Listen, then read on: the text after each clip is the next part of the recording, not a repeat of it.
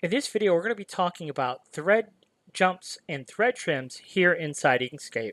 Now, I have not seen a lot of video tutorials on this topic, and yet it seems like it's kind of a big deal. I've done a lot of digitizing in other software programs, and controlling thread trims and thread jumps has always been a very big deal. And I know in a production environment, there are certain times where I want a thread trim and certain times where I want a thread jump that I'm not going to trim. But I need to be able to control exactly where those thread jumps are coming from and going to. And that is something that mystified me here inside Inkscape, how to control those things. Now, this process I'm about to show you is, to me, very convoluted. It's certainly but there may be a better way, but I just have never really seen many video tutorials on the subject. All right, so let me kind of walk you through here. So real simple. We have a few circles, and we're going to select these circles. And we're going to come up here to extensions, come to InkStitch, come to edit, and choose restack these in the order that we want them to stitch out. Okay, so I'm going to go from right to left. And then I'm going to apply a 5mm stroke to those, and then I'm going to convert that stroke to stitches. So tool satin, convert to satin. Okay, so let's go ahead and convert those to satin stitches. Now let's just see what Inkscape gives us by default. So we're going to go to Visualize here and Simulator, and we'll see what it gives us by default. We'll fast forward to the end, and you can see what it gives us. It gives us this mess. So we have a jump stitch from the top coming way over here, from the top coming way over here, from the top of this coming way down here. That obviously is not optimal. What we want is we want a jump stitch right here at the closest connecting point. So there is a tool here inside InkStitch that will get us there. So we'll select all those, and we'll go to extensions, and then we'll come down here to InkStitch, and down here under Tool Satin, we'll auto route the satin columns. Hit apply. Now we're not really going to see anything happen visually in our document until we go in to re-simulate. So it applies that auto routing, and then we go back into InkStitch, Visualize, Simulator,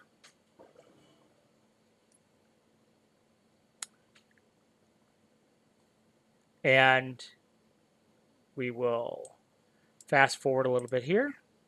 And now we can see, so we're right here at the end of our design, but now we can see that our jump stitches are in fact happening right where we expected them to, at the closest connector, all the way through. Okay, so that's wonderful. Okay, that's super easy. Now we know exactly how that works and what the expected results are, or do we? So I would suggest that we probably don't know, okay, because this is obviously just a little bit more complicated than what we had previously. So in this case, let's go ahead and let's run the simulation and see what we've got here. I do have this ordered in the proper stitch order. So we're going to stitch out the bottom half of our body, and then we're going to stitch out our tail, and then we're going to stitch out our hoof.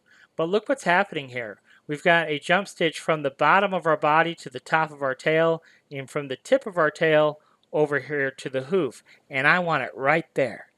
I want that connector right there. I don't want it way over here. So how do we make that happen? Well, I'll tell you, I've literally worked on this for days. Now this first part, that's the easy part. We're going to select our body here, and we'll go to extensions and InkStitch, and there's commands. We can attach the commands. On fill stitches, it's really easy to define where the start and end point is on a fill stitch. So we're going to move the end point up here, right there by our tail, and we'll do the start down here because I'm actually going to stitch this out in a cap, so I want it to start from the bottom up. Okay, so now the thread jump is going to go from our body to our tail. Okay, so let's just see once. Let's not have nothing selected, and let's just go back into Simulate and see if in fact that we've resolved problem number one. That was that big thread jump from the bottom of our body to the top of our tail. Okay, and so yes, so there you go. Okay, so that is how it's going to begin stitching. So that's all good, but obviously this thread jump from over here is not what we want. Okay, so how do we fix that? Well, I'll show you how we're going to fix this. I'm not going to go into, I guess I could. Let's just do this quick. I'll show you what the issue is. But remember previously we had 4 circles and we selected that auto route satin, right? Well, watch what happens when we select these objects. So we have our lower body, we have our tail, and we have our hoof, right? So let's go into extensions, InkStitch, and let's choose the Tool Satin Auto Out Satin. Okay, we'll click Apply, and we're going to see something happen to our design that's completely unexpected. Okay, and this is not, obviously, this is not good. This is not good. It doesn't give us the results that we want, and it really creates a big mess. Okay, so that's not at all what we need. So I'm just going to undo that, and we're kind of not even going to go through that. Okay, so what do we need to do? How can we take control? So this is how I finally figured out how to take control of the beast. So on our tail, what we always have to do when you're wanting to control your thread trim or your thread jump, we have to break the path. So this is what we're going to do. So right now this is 2 pieces. So first of all, let's just break that apart. And then we're going to do this. We're going to come in here and we're just going to double click on our lower path, and we already have a node where we want that thread jump to happen. So let's just go ahead and select that node and choose this option right here, break path at selected nodes. And then I'm going to come across, you know, just visually from that node to over here and add another node. Double click on the path to add a node and do the same thing. We're going to break that. Okay, so now we have both of these paths. We're going to path break apart, and you can see we have right where we selected, right? And then this lower path break apart. Okay, so we're gaining on it. So now I want to take this lower path and combine it to our upper path, and then do the same thing here. Take our upper path and lower path and combine those 2. Now we could set the params on both of those to be our satin. So params,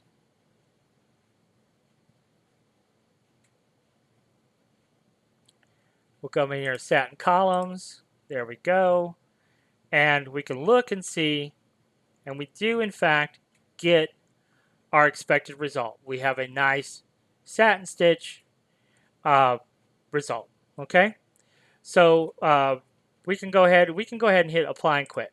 Now yes, we do have that thread jump, and that's because we don't have the proper stitch order.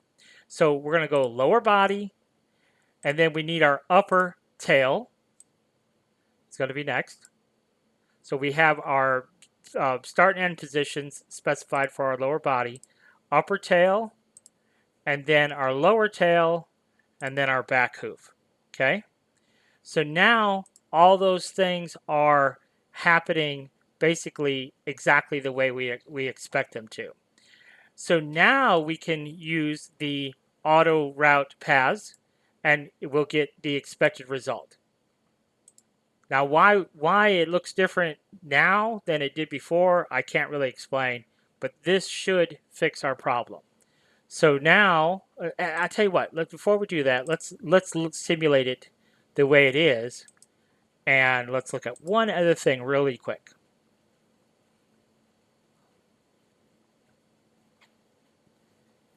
So if we fast forward to the end of the design, let's take a look. Okay, so this is interesting. I'm glad we did this. So you see that our thread jump is happening way up here at the tip of our tail and coming down to the bottom of our hoof. And you can see that the thread jump is happening here, going to here. So now what I want to do is I want to choose that auto route and see what happens to us. So let's go and choose this and this and that. We don't need to choose our body because that connector at the body is already working. So we just need those three. So we'll go to extensions, we'll choose InkStitch, and we'll choose Tool Satin, and we're going to auto route those satins.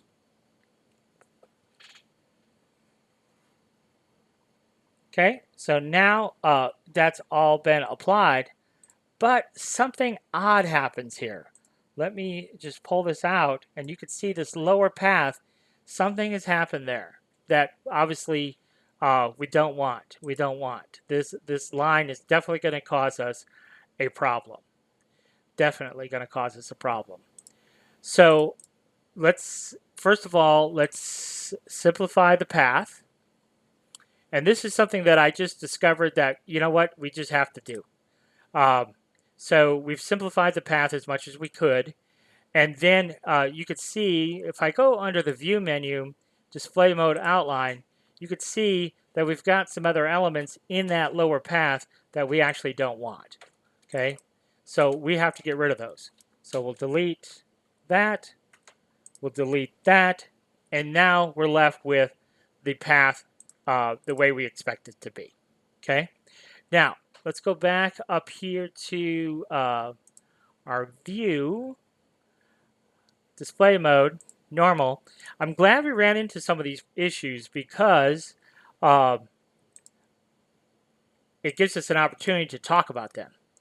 Now, I'm not exactly sure why. Well, actually, I do know why we have this run stitch. Let's just go ahead and run it. First of all, let's go ahead and run this simulation and see exactly what it's giving us as far as the pathing goes. So, and then I'll explain a little bit more in detail exactly how we're going to fix some issues. So there's our body again.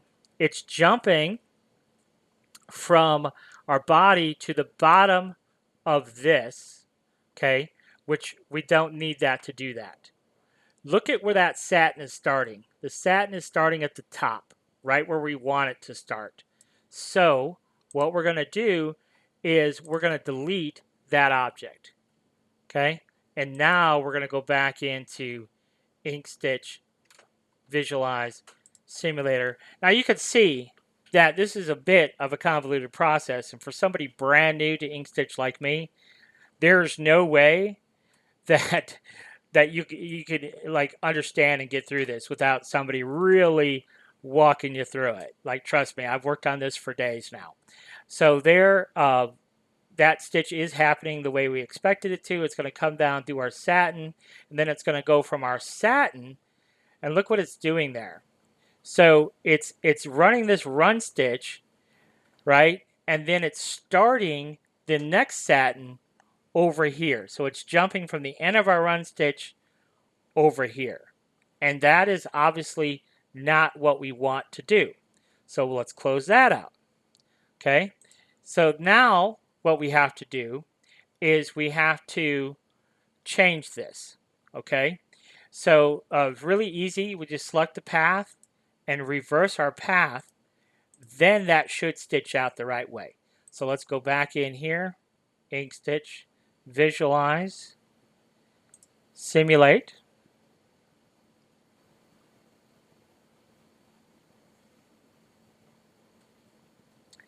And we're going to fast forward a little bit. And so there's our satin stitch working like it's supposed to work. And then you can see what's happening here. It's jumping from there. So it's doing this run stitch, and then it's jumping from the end of that run stitch up to the top here.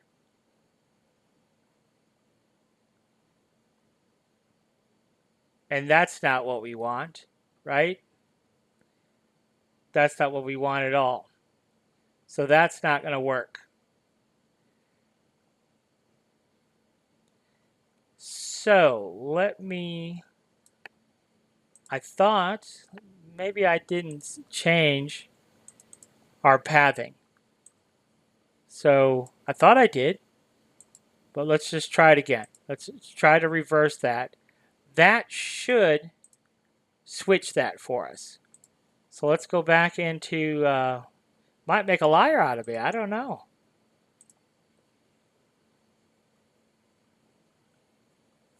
But that should fix that problem for us.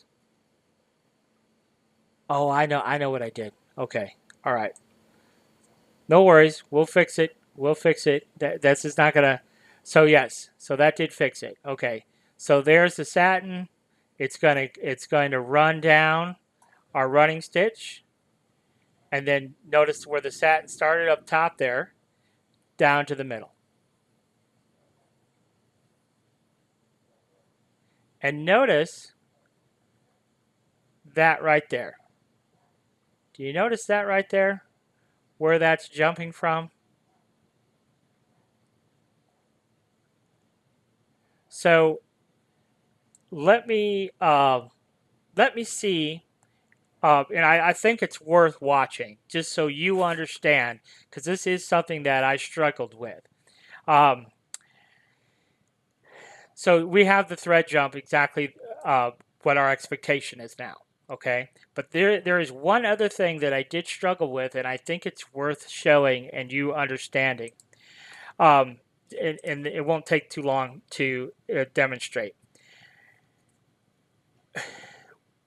It's interesting how software works, and I like learning new things. And when we're creating paths, we have two paths here, okay? And on those paths, we have several nodes. And the way the software works is if we, the end of our paths are very important points to the software.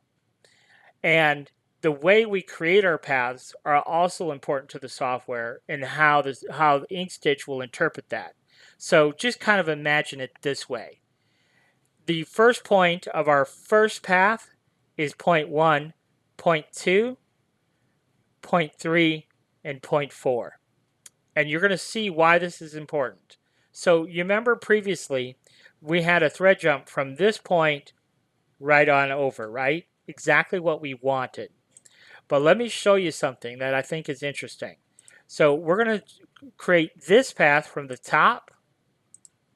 That's going to be our first path, and then the bottom. Right? That's going to be our second path. We're going to go to our node edit tool, and we're going to just, I got to zoom in here a little bit. Let's see here. Let's go to the view outline mode because I couldn't really see what I was doing there. So let me go to fill and stroke because I probably have, yeah, I don't have, let's see here. So this path, let me go ahead and get rid of the path that we had. And this is the new path that I just created. Okay. So let me just show you this real quick, and I think you'll appreciate it. So let's go ahead and bend this down a little bit. So now we have, this is our new path for our new satin. Okay, now do keep in mind that I created the top path before I created the bottom path. Okay, so this will matter. So if you get some strange results, it's because of our path order. All right, So we're going to select those two paths. We're going to combine them, obviously, to assign a satin to them. We're going to go ahead and assign that satin to them. So we'll go to params and satin column, create satin column, and you can see that that column has been created. We'll hit apply and quit. We do need to change the direction of our path. When I created it, I started at the top and came this way. We need to change that in order for it to stitch out properly. So we're going to come in here and we're going to choose path and we're going to reverse our path, and then let's see how that stitches. Okay, so we'll go to extensions and we will go to params. We'll just look at it in params rather than simulator. And notice it starts on this side and goes to this side. And that's how we need it to work. Okay, that's how we need it to work. So now what we're going to do is we'll go ahead and simulate this whole thing. And I'm just going to show you something. So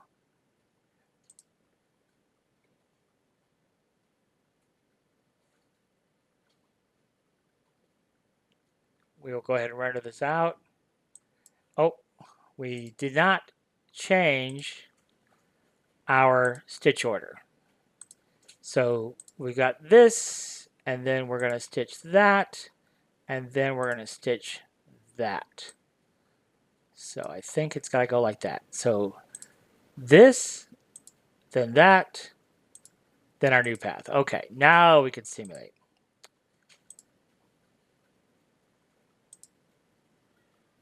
See if it makes a liar out of me. I think it might actually make a liar out of me. But I do want to show you something, talk about something, even if it makes a liar out of me in this example. So we're going to come down here, and we're going to stitch, stitch, stitch, stitch, stitch. It did make a liar out of me. But I do want to illustrate this point regardless. Notice that when it finishes this satin, the jump stitch is happening on this side, exactly where we want to. But I have seen where sometimes the jump stitch will end on this side. And I have noticed also that the way that we create our paths can affect what side the satin ends on. So let's just see if I'm crazy or not crazy, just to illustrate the point. So let's go back in here. Let's see here. Let's just do something real simple. Let's just create. So we're gonna start up here, right? So we created that path, and then we're creating this path, and then we're going to select them both. We're going to select this path first, then this path, and let's close that together. Okay? And let's look at params. What side? See if I'm crazy here. What side the satin column stitches on? So if I back up here, what side does it finish on?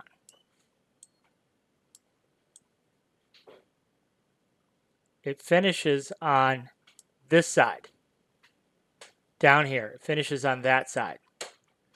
Now, the side that we started with, okay? So now, I went here and here, and it ends on this side. Now, just out of curiosity, if I do that again, but I start on this side, so that's path one. That's the first thing I created. This will be the second thing I create. Will that have a difference? So we'll select path one, and then select path two, and combine them. Will it end up on this side? It may not. It may but I had an issue with this design where it was ending on this side, and I recreated the paths backwards, and then it didn't do that. So we're going to go to satin column, create satin column, and look at where it ends on the opposite side. Thank you and good night.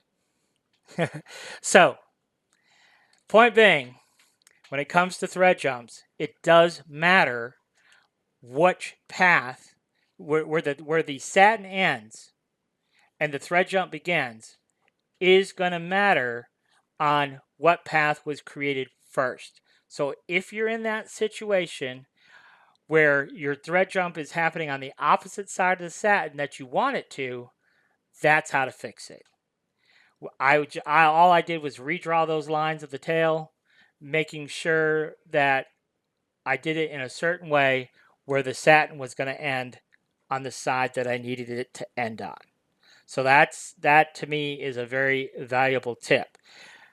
Now, going one step further, it would be really nice if we had a function in InkStitch where if we came across that issue, we just click a little button and all the nodes would kind of be remapped, if you will, where the number 4 node was the number 1 node or something like that, where all the nodes would get remapped so we wouldn't have to recreate the lines. But like I say, I might be the only person in the world that wants to control what side the satin ends on. I may be the only person in the world that wants to do that. But if you are like me and you want to be able to control the side that the satin ends on, that's how you do it. That's how you do it. So I hope this was valuable for you, and I hope you have a lot less frustrations with your thread trims and thread jumps here in InkStitch. Thanks for watching.